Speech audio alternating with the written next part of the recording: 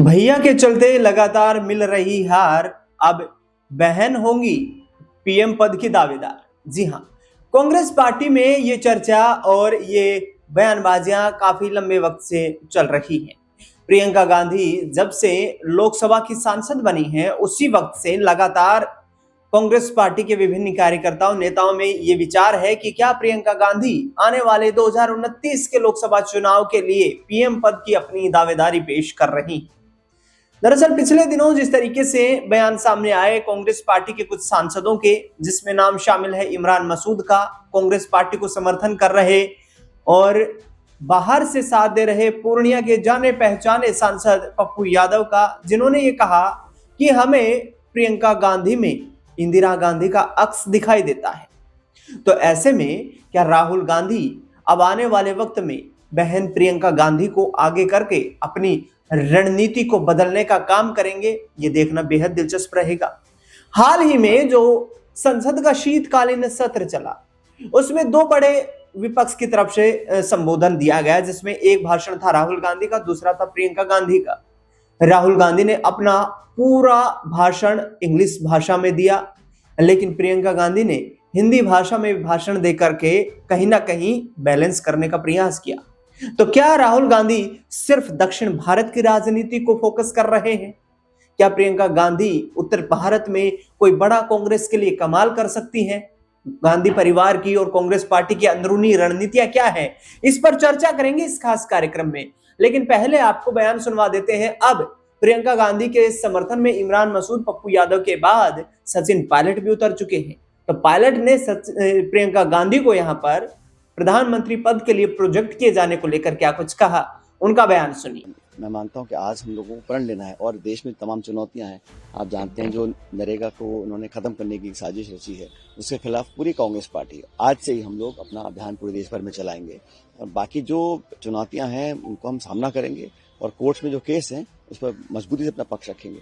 तो चुनौती ये भी है जो दिग्विजय सिंह कह रहे हैं कल से, उस पर दो धारे में कांग्रेस दिख रही है। बिल्कुल नहीं, कांग्रेस पार्टी पूरी एकजुट है और आज देश को जरूरत है एक मजबूत विपक्ष की, कांग्रेस की, इंडिया अलायंस की। हम लोग मिलकर काम करें। हमारा उद्देश्य यही है कि संगठन को मजबूत करें और उसके माध्यम से जो चुनाव आने वाले हैं, अगले राज्यों में आने वाले हैं, लोकसभा चुनाव आएंगे, उसके लिए हम पूरी तरह तैयार हैं। और कांग्रेस में किसी को कोई मतभेद नहीं है, लेकिन ये है हमारी पार्टी में अपने विचार रखने की हमको छूट है।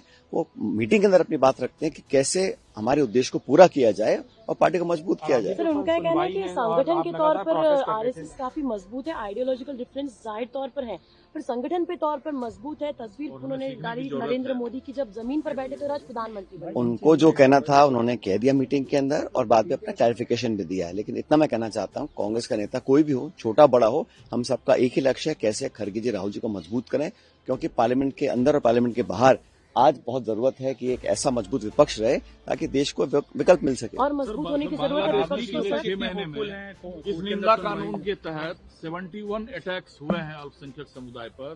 धार्मिक किसी को भी कानून अपने हाथ में लेने की इजाजत नहीं है और हमने देखा कि पिछले कुछ दिनों में ऐसे कुछ विचारधारा वाले लोग हैं जो शांति को पसंद नहीं करते हैं, धर्म जाति के नाम पर लोगों के अंदर विवाद पैदा करते हैं। ये अस्वीकार्य है और इसमें कोई किसी जाति धर्म का हो, कानून को अपने अगर हाथ में लेता है तो उस पर कार्रवाई करनी चाहिए, अगर नहीं करते तो बहुत गलत है। विपक्ष को और मजबूत होने की।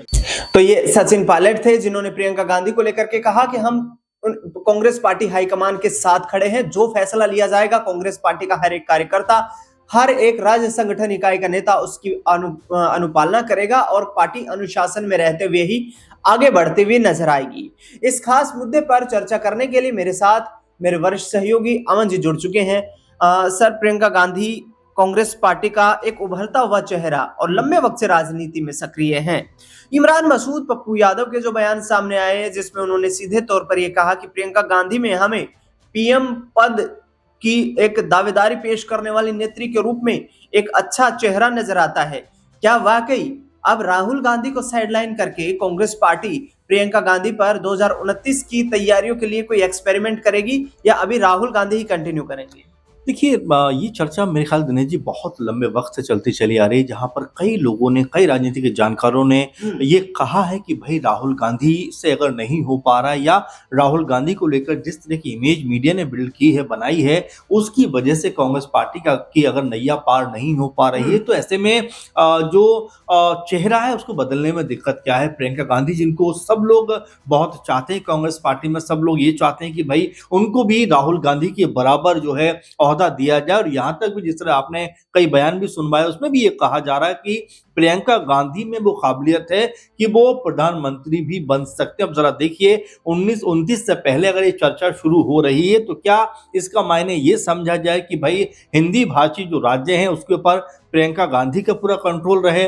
वहीं साउथ की बात कर रहे हैं, जैसे आपने भी कहा कि इंग्लिश का जो भाषण राहुल गांधी ने दिया, क्या उनका मकसद दक्षिण भारत की जो राजनीति है उसको साधने का रहा है? तो क्या दोनों भाई बहन की रणनीति अब यहां से इस तरह की बन रही है कि भाई हिंदी हो या साउथ इंडिया हो या कोई भी पूरे भारत के अंदर जो हमारे राज्य हैं उनको छोड़ना नहीं है, बल्कि उनकी भाषा में या उनकी ही तौर तरीके से हमें उनके साथ में अपने आप को अटैच करना, और इसी काम में अगर देखा जाए चूंकि हिंदी भाषी राज्य जितने भी हैं उसमें कांग्रेस पार्टी खुद को रिस्टैब्लिश करना चाहती, तो क्या ये काम अब प्रियंका गांधी करने वाली है? जिस तरह से संसद में नजर आ रहा है लगातार वो बड़े बड़े मुद्दों के ऊपर अपनी राय प्रतिक्रिया रखती हुई नजर आती है, पीएम मोदी के ऊपर जो है हमलावर रहती है, और तमाम बीजेपी की जो रणनीतियां होती हैं, मनरेगा को लेकर आपने देखा किस तरह से उन्होंने बीजेपी को घेरने का काम किया। तो ये तमाम ऐसी बातें हैं जहां पर प्रियंका गांधी ने हिंदी में भाषण देकर एक अलग तरह का अपना जो है कह सकते हैं कि जो लोगों के साथ में कनेक्टिविटी करने का प्रयास है वो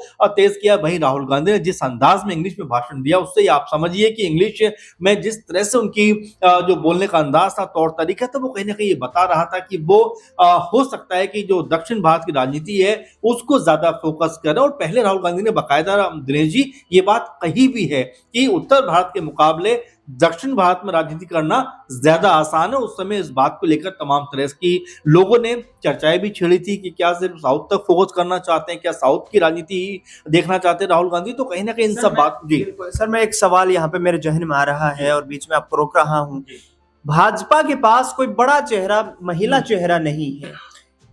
प्रियंका गांधी के लेवल का यदि चेहरा राष्ट्रीय स्तर पर देखा जाए तो भाजपा के पास कोई फेस नजर नहीं आता अभी तक। तो कांग्रेस पार्टी के जो चाणक्य बैठे हुए हैं, जिन्हें लंबा वक्त जिन्होंने राजनीति में गुजारा है, क्या कहीं राहुल गांधी को उनका सुझाव तो नहीं है कि क्यों न प्रियंका गांधी के चेहरे का अधिक से अधिक इस्तेमाल किया जाए, जिससे कि आधी आबादी, आधे वोट बैंक को अपने फेवर में करने में मदद मिले? क्या ये रणनीति भी हो सकती है? बिल्कुल दिनेश जी, क्योंकि आप देखिए राहुल गांधी ने जिस मेहनत के साथ में आप देखेंगे 2024 में चुनाव लड़ा और लगभग 100 सीटों के ऊपर लाकर कांग्रेस पार्टी को खड़ा किया, यानी कि लगभग डबल आंकड़ा।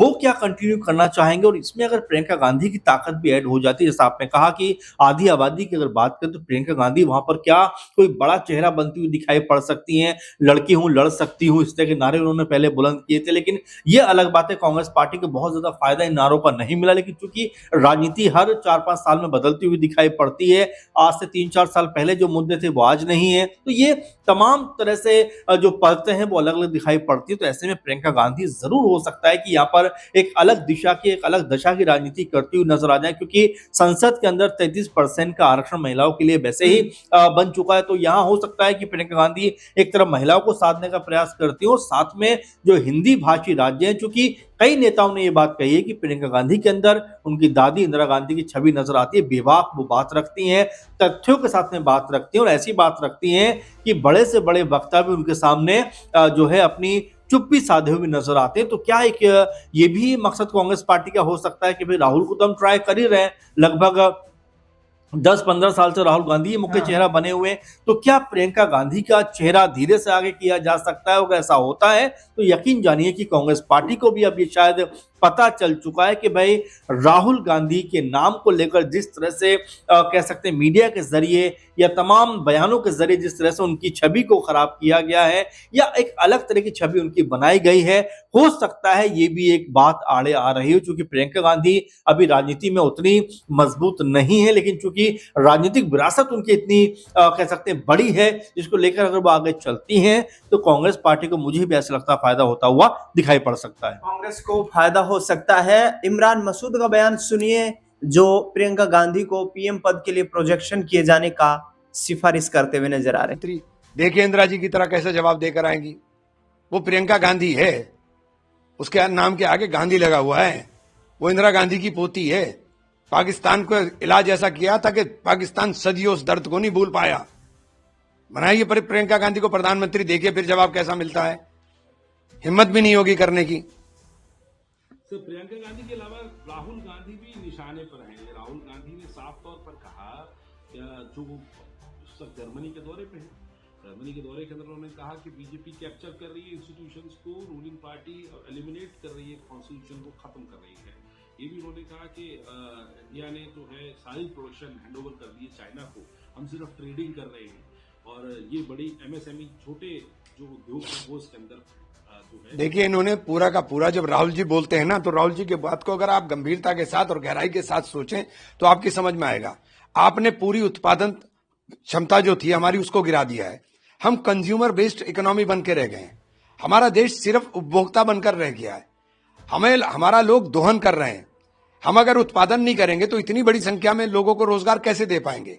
और लगातार उत्पादन गिर रहा है। जब आप आत्मनिर्भर की बात करते हैं तो आत्मनिर्भरता कहाँ है? हर चीज के ऊपर तो हम डिपेंड हैं चाइना के ऊपर। हर चीज तो बाहर से आती है। रेयर अर्थ मेटेरियल हमारे पास नहीं है। चिप बनाने के लिए आप उनके ऊपर डिपेंड करते हो। दवाइयां बनाने के लिए एपीआई आपके पास नहीं है, आप उसके ऊपर डिपेंड करते हो। तो आप अपने पास क्या है? हमारी उत्पादन क्षमता लगातार गिर रही है। और उत्पादन अगर हमारा लगातार गिरेगा तो फिर रोजगार कैसे बढ़ेगा? रोजगार बढ़ेगा नहीं। आप तो सिर्फ कंज्यूमर बेस्ड बनकर रह गए हो कि लोग आए और हमारा दोहन करें